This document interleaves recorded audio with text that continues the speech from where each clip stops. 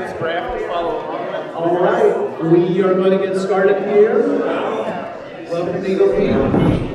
I'm the principal. Bathrooms are that way. Glad to have everybody here. Speaking of efforts, our supervisor is here as well. We're getting all that off.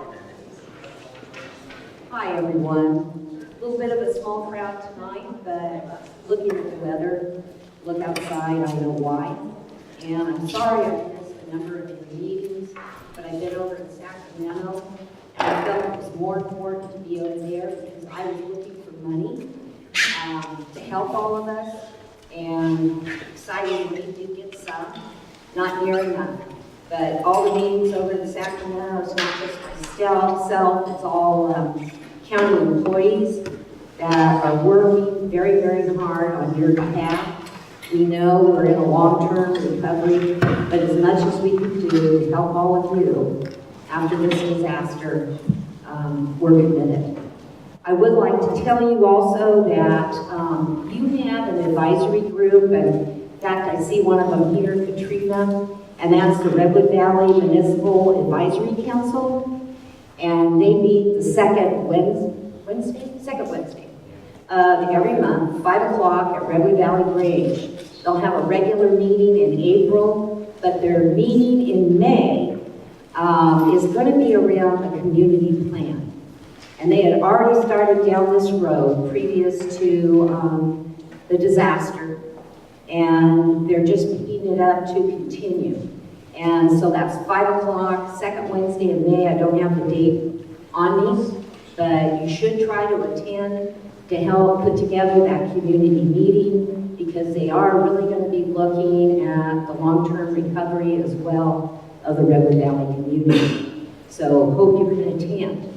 Staff is here tonight to give more information out. And there will be an expo on Saturday they're going to talk about as well at the college. And our CEO, Carmel Angelo, sends her apology that she can't be here. She had a meeting that was running late. But know that the county employees are very dedicated. County Board of Supervisors has given the money to hire the staff to work on this long term. And we have our federal and state partners with us, so we've been very lucky. But I know there's still issues, talking to some of you just prior to the start of this meeting, and just know I'm here as your county supervisor. Here's my cell, 272-5593. Also, you can call the county office and leave me a voice message. You can use the county email to email me. And here's one more number, and that's my home number in Potter Valley, and that's 743-1759. You need me, call. Thank you. I guess next up, because Carmen's not here, is that you, Tammy? All right. Thank you, Supervisor Brown. Thank you for your commitment to your district and to your ongoing work in Sacramento and statewide on behalf of fire recovery.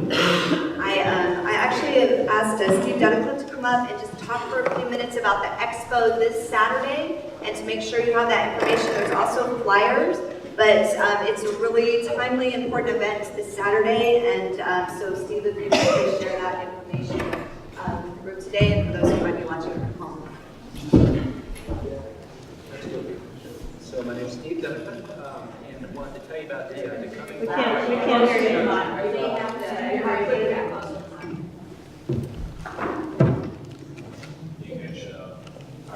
Can you hear me? Can you hear me? Yeah. Yes. All right, so I'm Steve Dunnicliff here to tell you about the coming Home Fire Expo out at Mendocino College this Saturday. I want to encourage everybody to come. The information is geared, of course, to people that are trying to rebuild after having lost homes in the fire.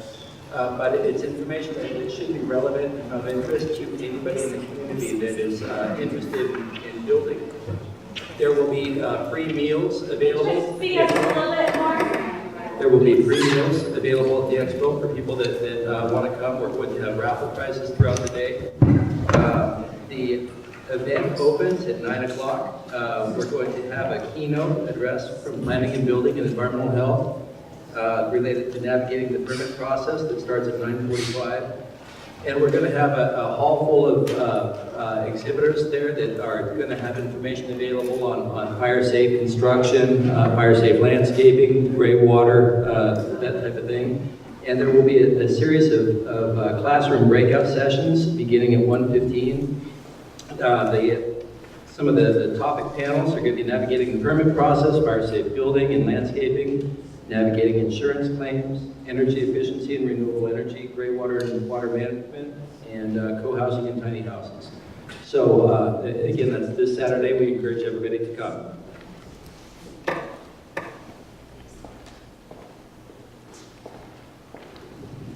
So this evening with U.S. Army Corps of Engineers, we have a new guest, Major Elizabeth Sudi, and she's going to give you an update on debris removal. But what I want to make sure you hear tonight is if you're waiting, I know when you drive through, you see cleared properties, but there's still about 85 properties that are still in the soil testing phase, and so that can take a few weeks. And then there's a handful of properties, there's about 8 properties, where we've actually gotten some different information than the typical soil testing results, and we're trying to get more information for those property owners. So if you've been waiting, you've seen your parcel cleared, and you've been waiting, please let me know tonight if you've been waiting with more than 2 to 3 weeks, because that's the typical time frame for soil tests, but there have been some bottlenecks at different points in the process to get soil test results. So please let us know if you're still waiting. But I'm going to let Major Sudi give a more developed overview, and the U.S. Army Corps of Engineers phone call if you have issues that you still need resolved. We know we only have the U.S. Army Corps' contracting process here for the next few weeks. And so we're wanting to make sure that if you have any questions or concerns about the debris removal process, that you be sure to report that to U.S. Army Corps and to let us know as a county as well. So if you can let Major speak.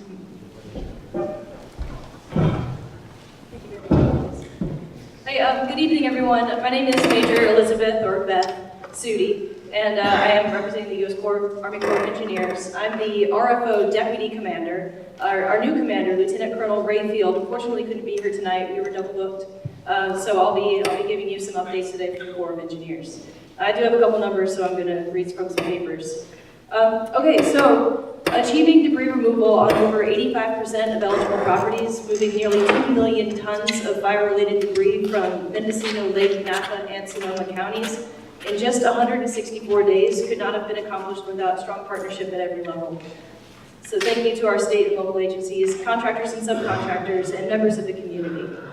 In Mendocino County, we have about 5 properties where we still need to conduct debris removal operations. Those are some of the most challenging parcels in the program as well, and many of them have had accessibility challenges to our contractors until temporary solutions can be put in place so that we can access those parcels. To date, we've removed just over 100,000 tons of debris from Mendocino County, and we've notified the county that 243 parcels are clear for rebuilding. We currently have 67 parcels going through the final preparation phase prior to notifying the county. During this phase, you will see car removal, erosion control measures, soil sampling, and final quality control checks.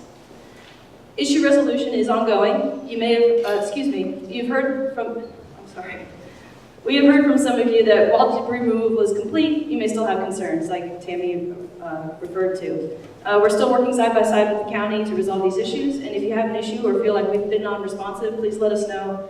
We want to hear about that. I'll put out the hotline number again when I get through my remarks, and I'll say it a couple times to make sure everyone has that hotline. The hotline's going to be open for a while, so if you're hearing a deadline about the hotline closing down, it's going to stay open for weeks and months to come.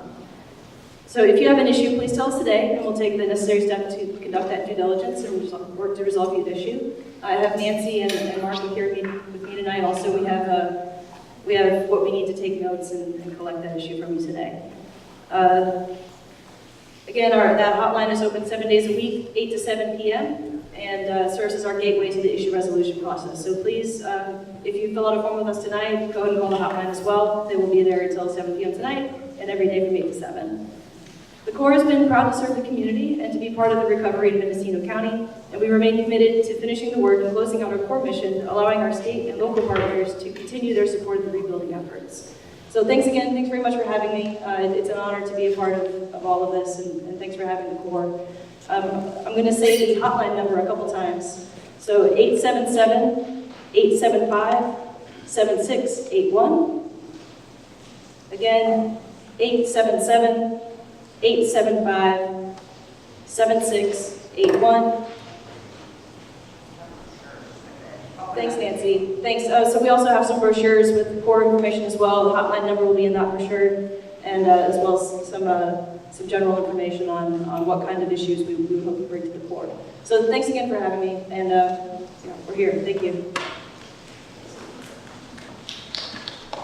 So the Corps will be here, like Beth said, she and Nancy and Mark will be collecting information. We'll make sure they're at the table in the back as well. We know we have a pretty small group tonight, so we want to encourage you right now, if you have questions, to write them down so we can record them for the video. And Eva is coming around to pick those up in the room. And then we will have plenty of time to answer individual questions as well. We'll have county employees here with planning and building services, as well as the county recovery team, as well as U.S. Army Corps of Engineers, and California Office of Emergency Services. If you have specific questions about your property or your benefits that you're looking for through FEMA or other assistance.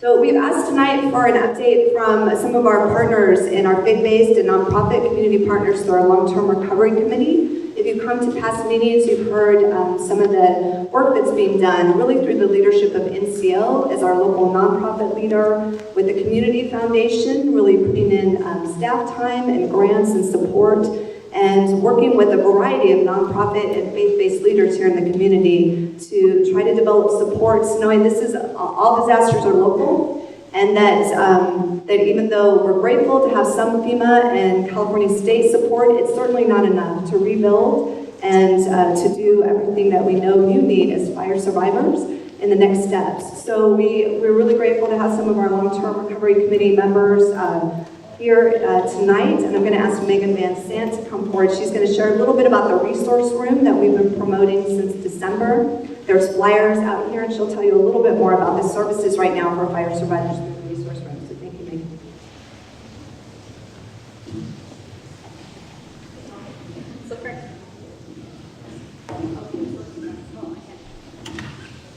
Okay, thank you. Thanks for allowing me some time tonight, and thank you for coming out on this rainy night. I'm going to provide an update on the Mendocino Rebuilding Our Community Resource Room. I did mention this in past meetings, but I'll just start from the beginning. The resource room is open to survivors for drop-in hours from 10 to 2 on Monday through Thursday, and we're located at the Ukiah Valley Conference Center. Case managers and support people that are in that office are also available at any other time to meet with you. They do spend a lot of time out in the field, out in the valley, so our drop-in hours are limited to 10 to 2 on Monday through Thursday, but happy to make appointments when survivors need it. The phone number for that resource room, and help me if I get it wrong, is 621-8817. Yeah, that's right, 621-8817, so feel free to give us a call as well. I want to let you know a little bit about what we're doing in the resource room for survivors and some new opportunities that have come available within the last couple weeks, really. So I'm going to list 4 of them here. There are flyers out on the table that describe most of these, but not all of them. So one of the new things that we're rolling out in the resource room are critical needs grants for survivors. These critical needs grants are up to $3,000 per household, and they need to meet one of 4 criteria. The goal is to help you on your path to recovery. So we're looking for ways to support you in removing a barrier to stable housing, restoring your ability to earn income if you lost tools or equipment that helped you earn an income before the fire that you haven't been able to replace. These critical needs grants can help do that. Transportation, if you lost a vehicle in the fire and you need that car to get to work or to transport children, we'd like to help you get that vehicle back so that you can move around children or get to work. And utilities. We'd like to be able to assist you in restoring utilities to your property. If it's a power pole or a water tank or a septic tank. We've done critical needs grants for all of those things, and we would love to be able to support you in getting back onto your property and having your place ready to go so that you can begin your recovery process. So these critical needs grants, again, are focused on removing barriers to recovery that you may have. I will say we do use a vulnerability scale, so we do try to target these grants to those who are the neediest. But I will tell you, we have not denied any grants yet based on vulnerability. We have the cutoff score is pretty low, so it's pretty easy to qualify in vulnerability in terms of eligibility for this grant. But it does need to fall into one of those categories for removing a barrier to recovery. So again, those are about housing, work, and like restoring the ability to earn income, transportation, or utilities. So on top of that project, we also have the temporary power pole project that's been supported by a number of community partners here, and we're really excited about that. That one has no eligibility requirements, no criteria. We will get you a temporary power pole on your property free of charge. There's some site work that needs to be done, a little bit of permitting process to have that happen, but volunteers through the Hope Community Resource Network, Hope City, will come and put a temporary power pole on your property if you need it. And again, there's no eligibility requirements for that, you just need to be a fire survivor. I'm going to halt for 1 second because I forgot to introduce the two primary case managers in our resource room. Eva King is over there, the white and black hair, and John Kennedy is over here, and both of them are over there with no hair. So they're there as resources in the resource room most of the time. We also have another community partner, Melody, who's there a lot of the time as well. And my staff, Zoe, we're all contributing with this process, but those are the two primary people that are going to be helping people through this process. So back to the temporary power pole, there's a cool flyer. If you're interested in temporary power pole, please contact us and we'll get you started on the process for having that happen. Again, that one, it just gets installed. It just happens through the permitting process.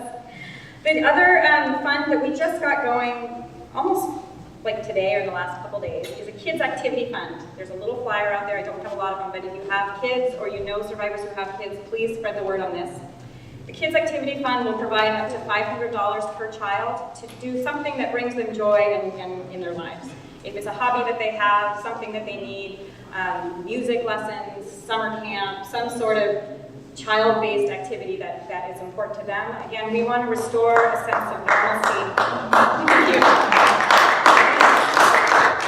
We want to be able to help these kids restore a sense of normalcy in their lives, and we know that all of you don't have the same income you had before. So for parents to be able to provide those opportunities for their kids, again, we want to be able to support that. So that's new, ready to go. Come let us know what your kids need. The last one that I wanted to let you know about, again, is brand new. We're just ready to start screening and helping people figure out if they might qualify for this. This is a home rebuilding program. I've kind of hinted at this over the last couple months because it's taken us a while to understand how this project works. But there are a network of volunteers nationwide who come into communities after a disaster, and they provide all the free labor to build a new home for somebody. There's not a lot of choice in what you get built. There's like a 2-bedroom model and a 3-bedroom model. But it is an opportunity for people who qualify and meet kind of, this program does have a more rigorous screening process. So it's not for everybody. There's a lot of things that need to be in place in order to have that program happen, but we're ready to start assessing families and figuring out who might qualify for this program. You need to be a property owner, you need to own your land, so there's different levels of requirement there. But the labor to build the house is donated. Again, you don't get a lot of choice. There's 2 different houses to choose from. One's 2-bedroom, one's 3-bedroom. And it has to work feasibility with your site, but it is an opportunity that we're beginning to start finding which families might meet that demand, and they're ready to begin building this summer. So anyone who thinks they might be interested in that program, please contact us too, and we'll start going through the process of figuring out if you qualify for it and how we can help you rebuild and get back on your land and begin restoring your life. Do you have a question? Yes, they would come. You can start with a phone call if you want. We're just, literally today, figuring out that we're ready to start screening people for that process. There is a financial participation that families would need to do for the materials, but we also have an unmet needs committee who can meet where there's a shortfall. So there's ways to try to figure out how to finance it for those who can't afford the full cost of the materials, which is roughly $70,000. So there's also other funding partners that will help pay for that cost if that's not affordable to the people who are selected and eligible for the program. Let me think. I wanted to like the other kinds of support that the resource room offers. We can offer advocacy with FEMA. If you give us permission, we can, if you want somebody to advocate with FEMA for you, we can help advocate through your FEMA case. There's other grants outside of the ones that we run in the resource room that we can link you to and sometimes help you apply if that seems to make sense. We do have a good connection with the crisis counselors and therapists, so if you need some emotional support, we can help try to link you to those resources as well. And generally connect with other experts in the field in the recovery area. Again, the goal of the resource room, our goal is to help you recover, help you move forward, and start to rebuild your lives. So that's our mission for you, and we're really here to respond to your needs. Last thing, if you did not get a kind of pretty email yesterday that told you about this meeting and some of the other events, please let us know. We'd be happy to add you to our email list. So again, if you didn't get an email yesterday and you want to get emails from us, put it on the card, sorry. Yeah, just write your name on the card and we'll be happy to add you to your email list so you'll hear more about these opportunities as they come about. And that's all I have for now. So thank you.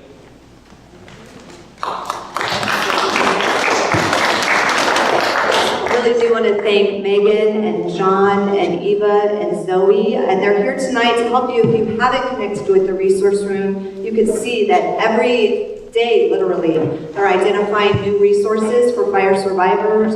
They're looking at new opportunities to connect you with funding. They're trying to figure out how to help you navigate through complicated state and federal and local processes. And they're learning with you, and they're doing an amazing job to help identify these resources through different grant funding opportunities that come through. And every day we're learning something new about how to partner. Even, for instance, our local Methodist church is able to bring in resources from the National Methodist Association, and then those resources are able to help link up and try to join things. So those examples are happening daily, and we have a great partnership trying to form those. So thank you, Megan, for those really timely updates, and thank you to the case managers or resource room staff for trying to identify these resources with you. And if you did connect with the resource room maybe 2 months ago, you can see that they have new resources now, so they really want to keep you engaged and add you to their email list and help you figure out how to get with the next connections. And there's different programs, but the resource room is for anyone who had any losses from the fire. Whether you are a renter, we know well over 100 households were renters, so there's some programs that are for renters, some programs that are going to target rebuilding for property owners.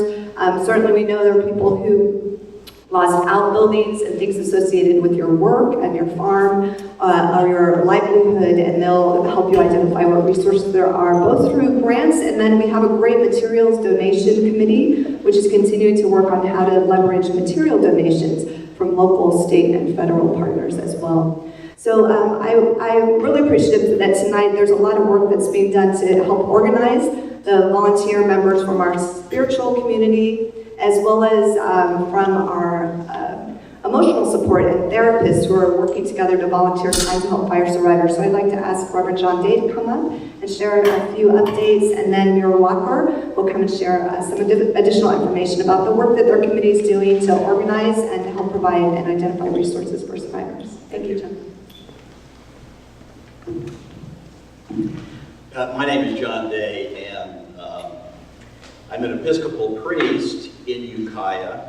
But in saying that, I want to emphasize that when we talk about spiritual and emotional support, this is not based in any way on a religion, a particular religion, faith tradition.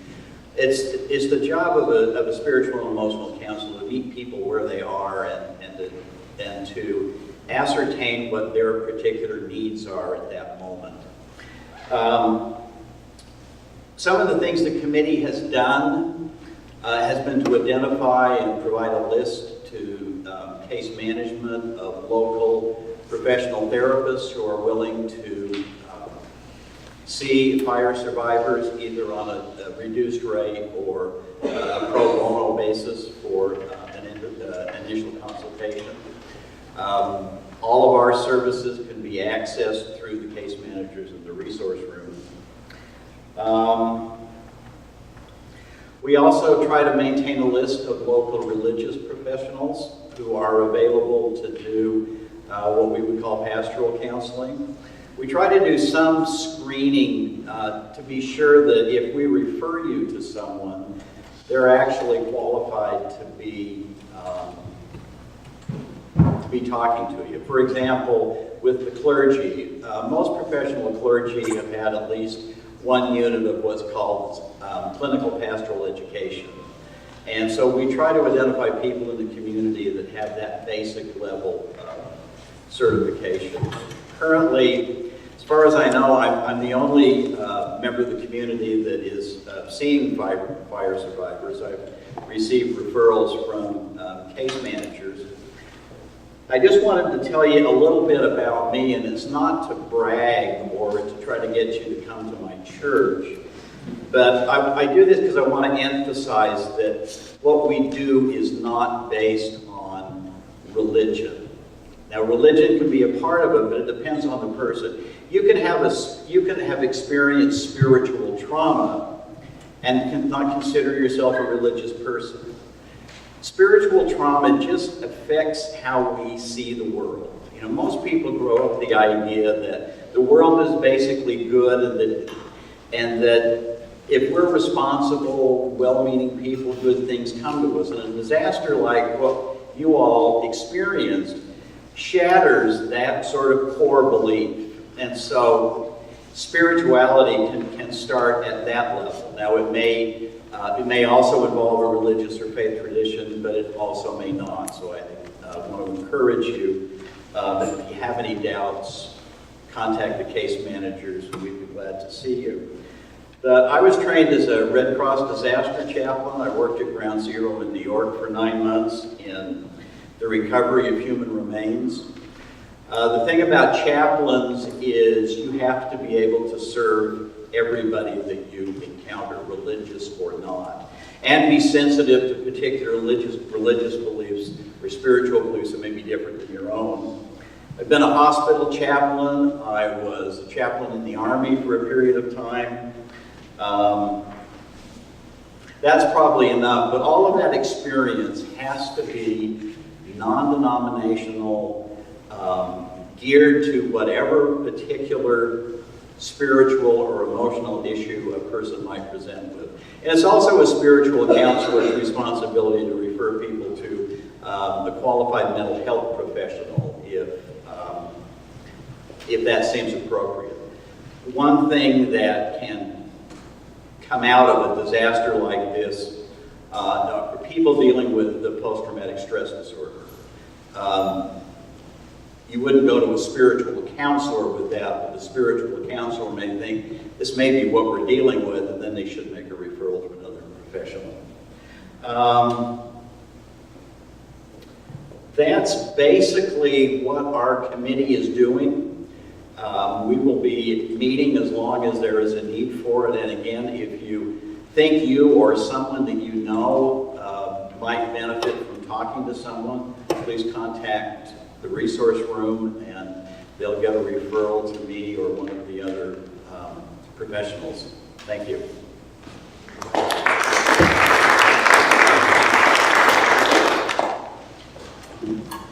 Thank you, John. I'm just going to share a little bit more. Hi, I'm a long-time resident of this community from 1970. When I tell people I've been here for 50 years, they're kind of impressed a little bit. I've had a practice for 25 years as a licensed marriage family therapist, and I just sat here remembering that I used to do critical incident debriefing for businesses, and no one ever wanted to come to the meeting, but they're all glad that they did after they came.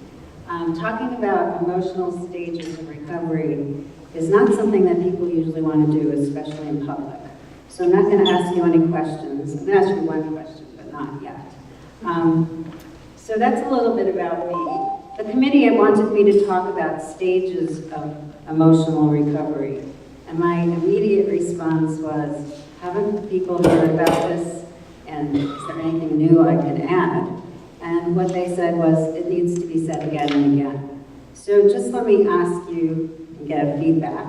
How many of you have heard about or have worked with the Elizabeth Kubler-Ross stages of emotional recovery for loss and grief?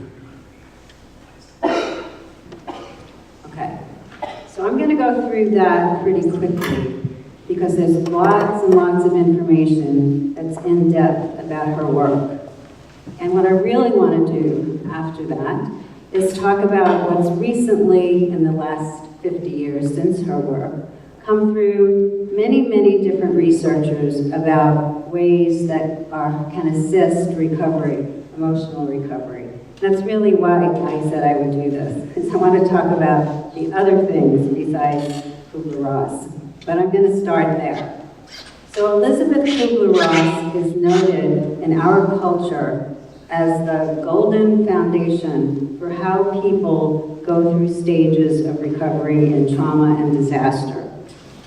She wrote a book called Death and Dying, and in that book her model was presented. So she has 5 stages of death and dying, of people and how they come to accept their own death. The first stage is denial, which is different if you're not dying. There are many ways this model is used besides dying, and I'm going to talk a little bit about that. The second stage that she talks about is anger. That many people who go through trauma, they've come out of denial, they're out of shock, and one of the things that they're experiencing is anger about the fact, in her case, in her interviews, the fact that they were going to die. Then the next stage she talks about is, I'm going to write here, I don't want to give you false information. When I went to graduate school, we all learned this, but I very rarely used it because they're kind of different for anything but dying. They all are stages that are recognizable in trauma and loss, but they're different if it's not related to your death and dying. So that's really what I want to put in, some of the misconceptions about this model. Okay, let me see where I am here.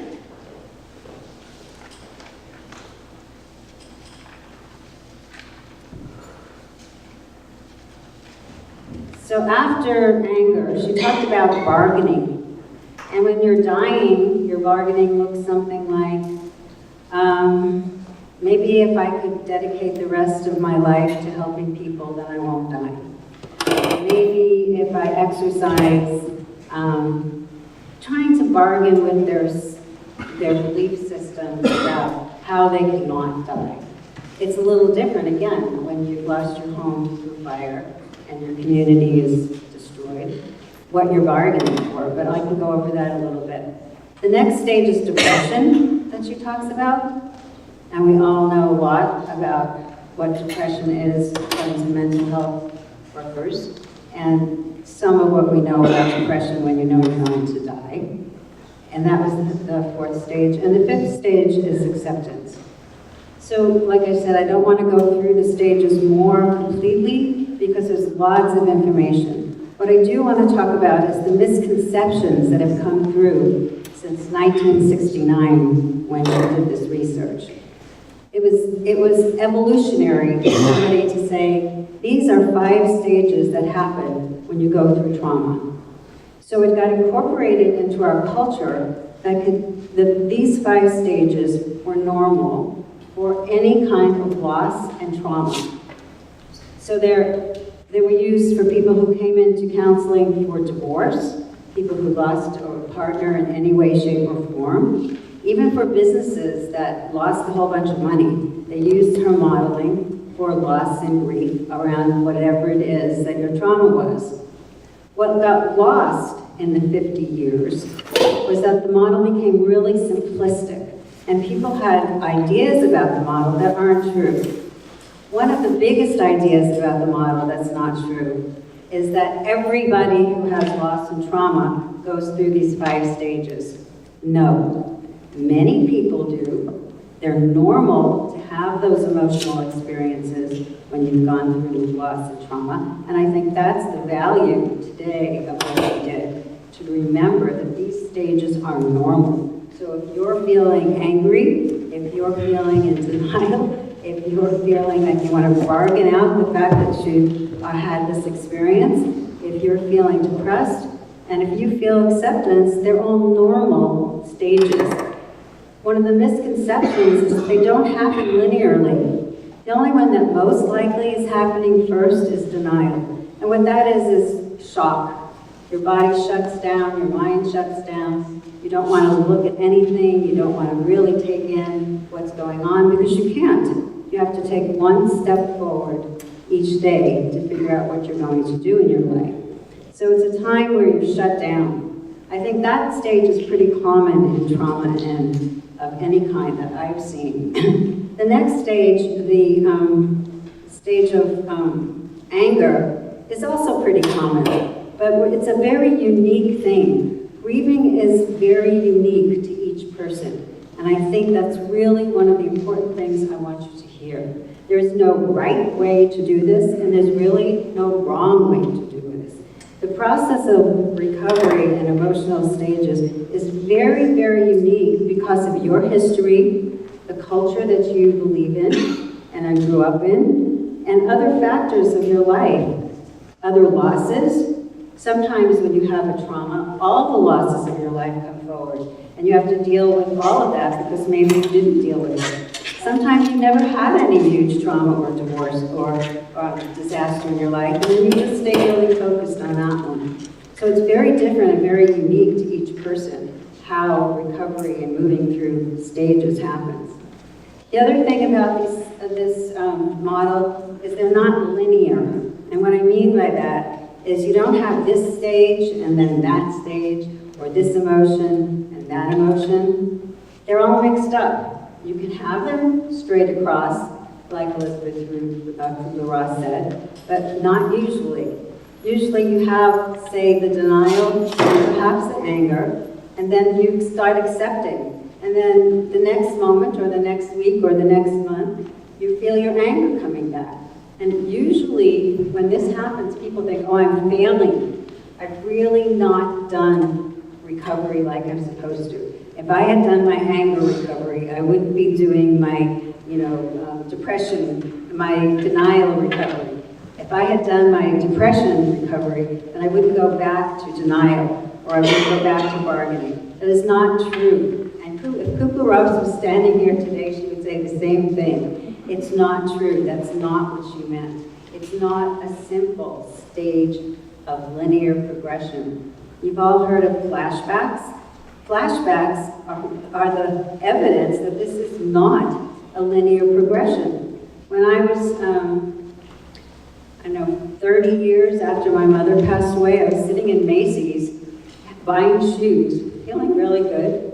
And this woman and her daughter walked in and caught my attention, and I started looking at what their interaction was. And it was so beautiful and so loving and kind that I had an immediate flashback of being in my childhood with my mother and not having that. And I had all the emotions of what it was like to be in that situation and not have the situation I was looking at. Now that's a flashback 30 years after the loss of someone. So that's just one incident that they don't come linear, and it doesn't mean that you're failing in moving forward to recover your life. There's one quote I really want to talk about, I really want to share with you. It's hard to grasp in the beginning, and I've looked at it many times. It's from a man who's doing recent studies in recovery process. His name is Von Belt. He says, normality is not what we return to, it is what we go through. So that what your experience is in this moment, in this day, in this week, and in this month is normal.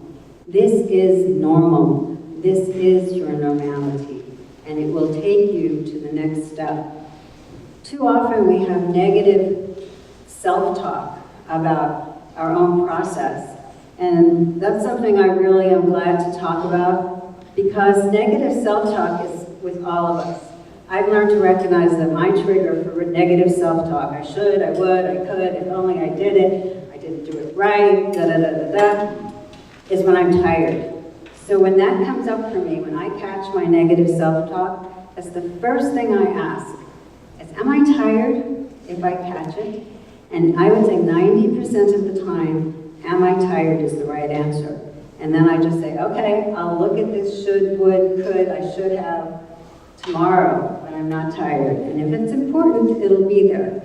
So I think nothing comes out of this talk at all, except the fact that we all do negative self-talk, and it's not helpful. It's basically arguing with your mind, which you're not going to win. So I developed my own technique. When I catch my negative self-talk, I go, wow, isn't that interesting? What was the trigger that brought that up?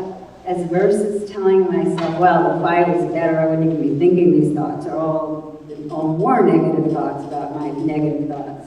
No, it's become a game almost. Whoa, isn't that interesting? What triggered that? Now, the Macy's example was very obvious what triggered it, but sometimes it's not so obvious.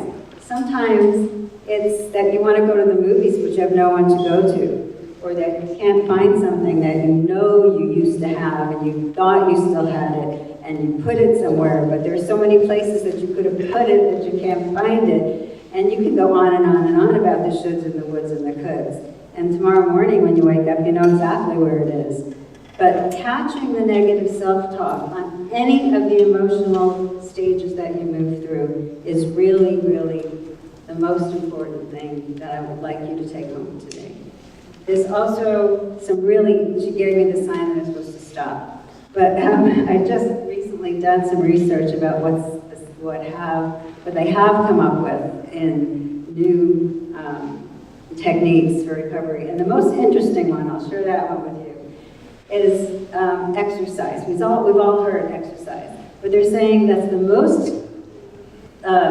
best thing you can do when your anxiety is going up, up, up, up, up, up, and you can't take it anymore, and you know that place, your stress and your anxiety is, you cannot control it, is get up and walk. Even if you have to walk around your kitchen table because you don't want to go outside. Walk. If you can, walk for 10 or 15 minutes.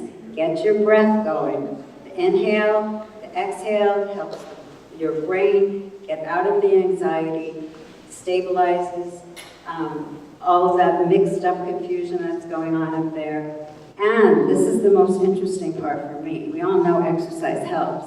But after you exercise, not before, but right after you exercise, you sit down and give yourself 2 or 3 minutes of some positive visualization. It could be about what you want to do in your future. It could be about what you want to do next week, but make it positive. There's something about combining, getting your body moving. It's a very holistic expression of how our bodies and minds work. But there's something about getting your body moving and then doing a 2-minute, 3-minute positive visualization, calming yourself down that way, that is much, much better than doing either of those alone. Well, thank you, and I hope that you all have sat through this. I'm glad I wasn't last. Everybody would have left, probably. And I'm glad to be here.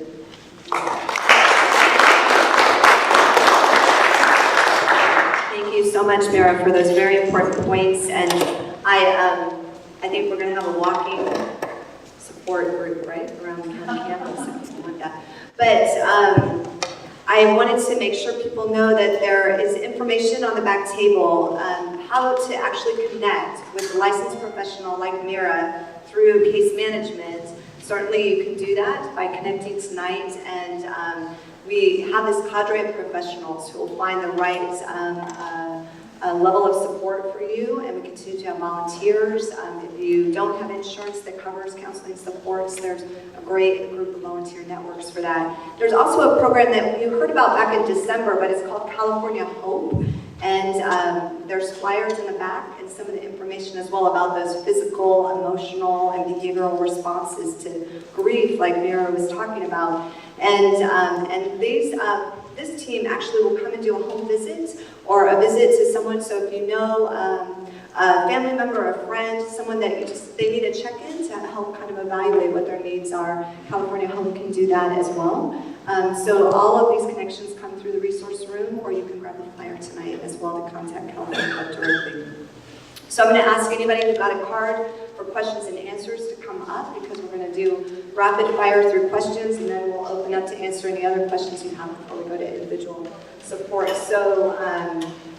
So I'm going to actually ask for U.S. Army Corps to start so that you can, we'll follow kind of the agenda around debris removal and then planning and building questions. And then I'll wrap it up in the end with Howard, and we'll have some resource room questions as well. So thank you, Major, if you could come forward and answer the questions you got first.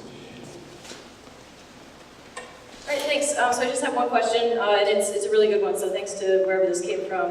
Glad to provide this detail. The question is, will the 1877 Army Corps number be available for new complaints, or just for complaints that are already logged in? How long will the number be available for a new complaints or issues? So the hotline, the 1877 number, is going to be open for several months. On April 3rd, there's a small change. After April 3rd, any new issues are going to be given to FEMA to resolve. So up until April 3rd, call the Army Corps number, and your issue will be researched and processed and worked through by Army Corps employees. After the 3rd, we'll still receive your issue, still call the 877 number, but we'll be giving those new issues to FEMA to resolve. So I don't know if there's a follow-on question to that. Okay, so April 3rd, things change a little bit, but the hotline will be open. When you said giving it to them, you mean you're going to fax it, you're going to send it via email, you're going to personally deliver it? How is it going to get from your office to there? So we're going to get some more details on what FEMA's process is going to look like, so we have a good understanding of what's happening once we give them the issue, because we want to make sure that that transition is really clean and solid. Right now, when you call the hotline, it starts paperwork, and we end up at the end, there's a packet for the whole issue with everything from the parcel, from the initial site assessment all the way through to the end to what we determine is the resolution for that. So something similar, but we don't have a lot of details just yet on what FEMA is going to do exactly, but we will have that understanding as we get closer to that April 3rd date.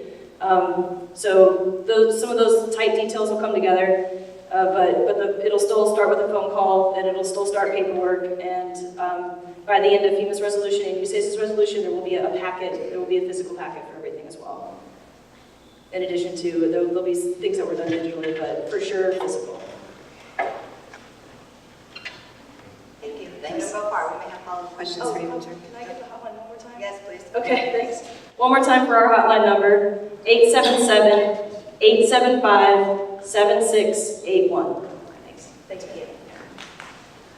So I have a question here thank you, Katrina, for providing this. Is there an update about Redwood Valley Water District and the size of the line needed for fire sprinklers? So if you were here at the town hall meeting last month, this is a big topic, is Redwood Valley Water District and improving the infrastructure.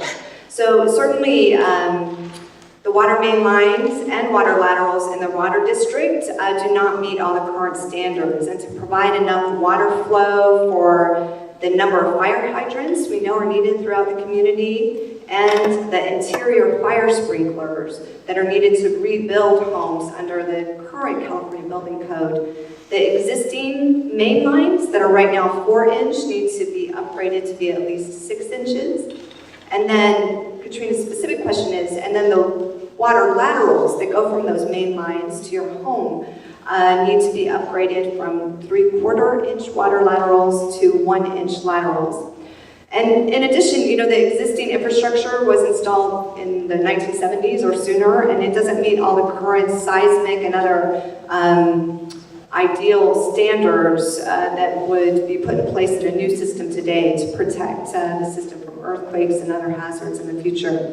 So until this upgrade is completed on the whole water district infrastructure, we know that we have an enhanced risk from future wildfires, from individual fires, and certainly from seismic earthquake hazards as well. However, the county also recognizes that for a large infrastructure project like this, that we don't want to slow down the rebuilding process, particularly for each site. There could be specific workarounds that can be done from, I don't have all the technicalities of this, but from a booster line that you can put in or some additional water tanks to meet your sprinkler system.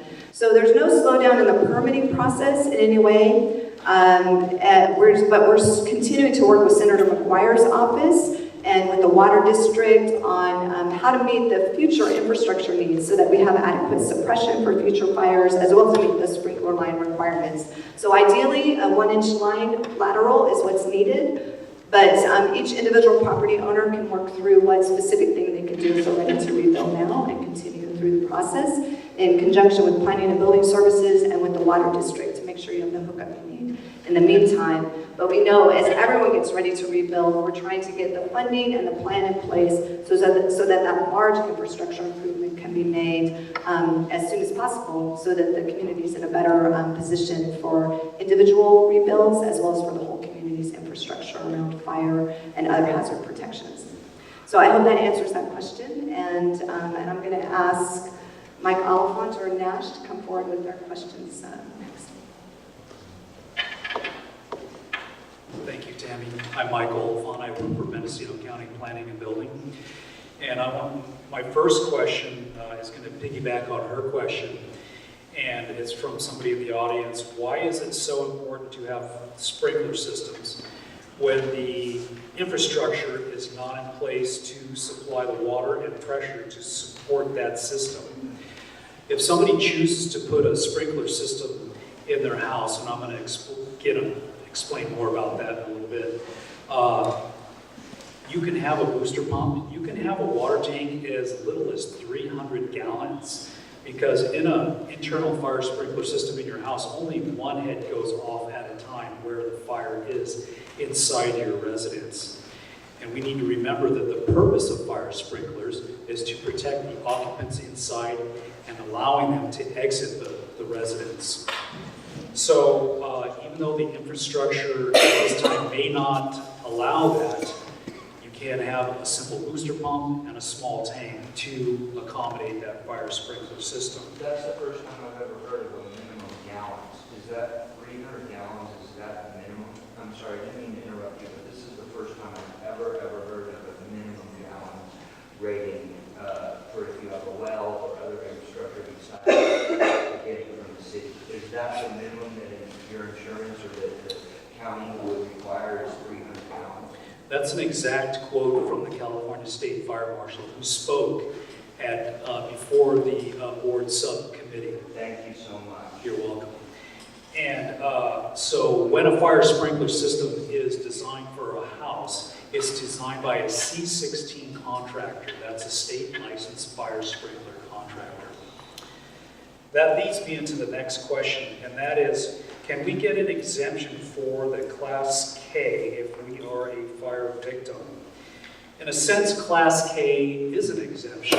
What it is, it's an exemption to the standard building permit. It just got changed though to the new, the county supervisor just voted on it a couple of weeks ago. Yeah. I believe the standard now is the 2016 building codes, which requires hurricane tie. I mean, there's hundreds of changes with the Class K. Hurricane ties are on. You can correct me if I'm wrong. So I'm gonna ask you, Gizmo, just so, because everybody can't hear the conversation, this is the man with Natch who brought that to the board, and so he's gonna answer what this means. Yeah, so hurricane ties are not talked about in the California Building Code. They never have. That's an engineering connection that engineers design into typically trusses. But anyways, we feel free to call the building and planning department, and we can talk about Class K 5 days a week. Email us. It's also, we have a lot of information online. But maybe what this person is asking is the new revisions of the Class K is going to be adopted I think 30 days after Tuesday, which would put us right about April 13th. So I think this person is saying if they apply before April 13th, will they have to adhere to the new revisions? And the answer is we will honor the date of the application submittal, if that makes any sense. And fire sprinklers are not going to be in the new revision. The Board of Supervisors voted and decided that that was not going to be built into the new Class K ordinance. The next question, are we going to have to put fire sprinklers in? Many people who are getting their permits are choosing to put sprinklers in. They don't want to use a Class K ordinance, and they're choosing to hire a C16 contractor, and they're putting sprinklers in for the protection of the house, not just for the occupants of the house now, but for the life of the house, for the future occupants of the house. So we have many houses going through our plan check process that have sprinkler systems in it. If you choose to go with the Class K ordinance and you fit into those requirements, then you will not have to put the fire sprinklers in your residence. Will water storage for first responders be required for all new permits based on CAL FIRE regulations? So when you are in a state responsible area, that's an SRA, you need to have CAL FIRE's pre-approval. During that pre-approval process with CAL FIRE, depending on where you're located, they will tell you if you need water suppression storage tank or not. And they have all the requirements for that. It may have to do with distance to a fire hydrant, maybe some other parameters that CAL FIRE deals with that, but that's a direct CAL FIRE question because it's site specific. And those are all of my questions. And Class K is, we can talk about that at any time. Please feel free to call any building inspector and we can discuss that further. Thank you. So Mike will be here afterwards if you have specific questions tonight, or you can set up, an appointment if you have specific questions about a parcel or particular questions. And I'm going to ask Howard if you'll come up and address the question that came to you. Thanks, Howard. Only one question. So I'm Howard Shield with the County Road Department. It says, when is the arborist going to check the tag trees? When are down trees going to be removed?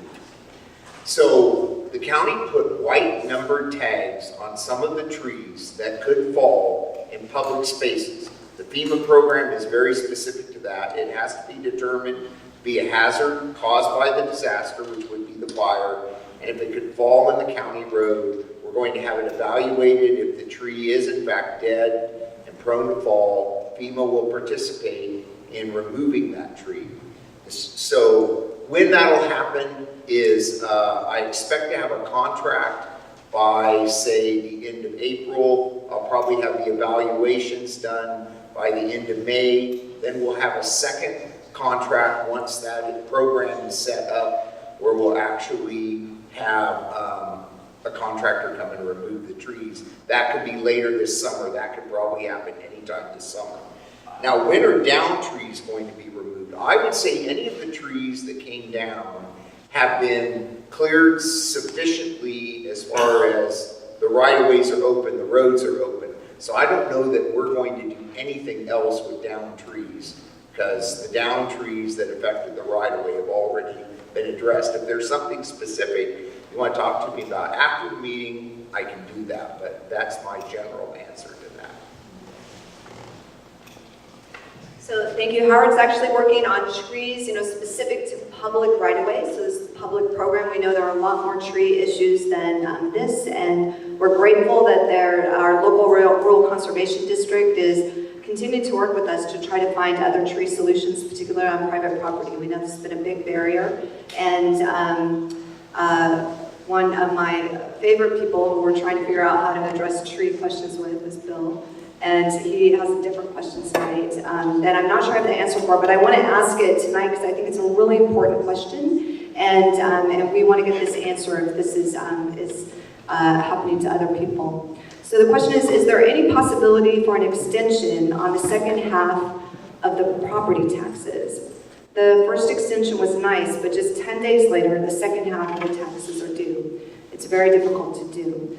So I understand this. I'm going to look at Megan because we checked into this for someone early on from the resource room, that some of the mailings that went out were a little bit confusing. And so we definitely want you to, we don't have that assessor here tonight, but I know Sue Ranichek's office is working closely. So my understanding is that that you should actually have been waived your second half of your property taxes after this. And so Megan, I don't know if we can speak to it, or what I'm going to say is that definitely, Bill, we're going to call you because you put your phone number on here with the answer and the right contact to figure this out in the assessor's office. And if other people are having this question, we'll make sure that we update our website as well. And Supervisor Brown, do you want to clarify anything? Well, how about a board of supervisors meeting on Tuesday? Our response to that. Perfect. So Supervisor Brown suggested that we have a recovery update every Board of Supervisor meeting, so we'll make sure we have an update to the Board of Supervisors through the Assessor's Office and the recovery team, and then it'll be public as well for anyone who's having this question or concern. Thank you. That's great. Okay. Does someone else have something else? You want to add to that, Megan? Or? Oh, yeah. Why don't you come up, and then I'll finish up the call. Do you want me to? No, okay. I have a question that says, why are the people with insurance not given the same grants as the people without insurance? So I'm going to answer what I think the question is asking. But first, if the question is about FEMA grants, I have no authority or not, I have a little bit of knowledge, but no authority over how the FEMA grants are determined. I do know insurance is a factor in the FEMA grants.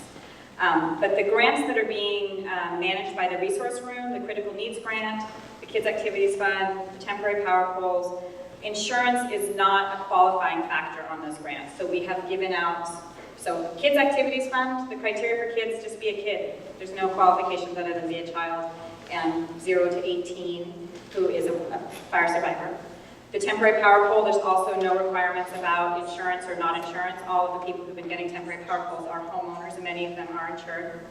And the critical needs grants, so far we've given out probably over $50,000 in critical needs grants. I'd say probably a third of those were people with insurance, so it's not a factor that determines whether you're eligible for the grant or not.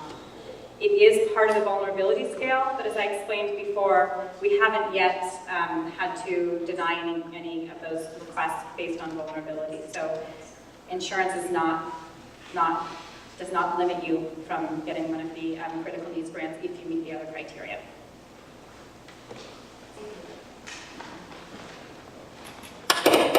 So this is a question related to planning and building services and then some larger efforts of recovery. So the question is, Sonoma County is proposing an incentive for rebuilding with an all-electric home with solar. Is Mendocino County considering such a proposal? So first I want to say, I've heard about something like this, but I don't think it's Sonoma County itself. I think Sonoma Clean Power is offering its participants some kind of opportunity. But I do want to tell you, this is something the recovery team is looking at right now around some grants for rebates and how to incentivize building fire safe, building more sustainably, building in green ways. So I don't know, Terry, who wrote this, but if you would talk with me afterwards, we'd like to explore more. We're certainly in discussions regionally with what other counties are doing, and we have Sonoma Clean Power here in Mendocino County as well, so we're working with them on what they might offer as incentives or rebate programs as well for rebuilding. But please talk with me afterwards as well about other ideas with that. And then this final question I have here, are the water districts combining? This person would like to know before Easter. So I don't know if Supervisor Brown can add anything, but I know it was in the paper recently that, you know, the water districts in the area have been planning to have a joint JPA for quite some time. And that work has continued to happen, but one of the water districts actually chose recently by their board to not join the JPA of all the water districts. That doesn't affect Redwood Valley Water District and the work that's happening with the JPA to my knowledge at all, but that has been in the news recently, so we don't have an expert on that topic today, but anything else you want to add? Does that cover it? Okay. And so I just want to open it up. If there are any other question cards, raise your hand, or if there's any other questions we can answer. And then again, we'll be here to answer individual questions, but is there anything we can answer before we close up from the public meeting and the video. Well, I want to thank you all for coming again tonight on a rainy night, and I want to emphasize again, if you didn't hear Steve Dunicliffe, on Saturday, there are three meals in addition to tons of vendors and information about rebuilding, and I hear there's great food trucks at lunchtime giving out food. So I think that'll be a great event. Thank you.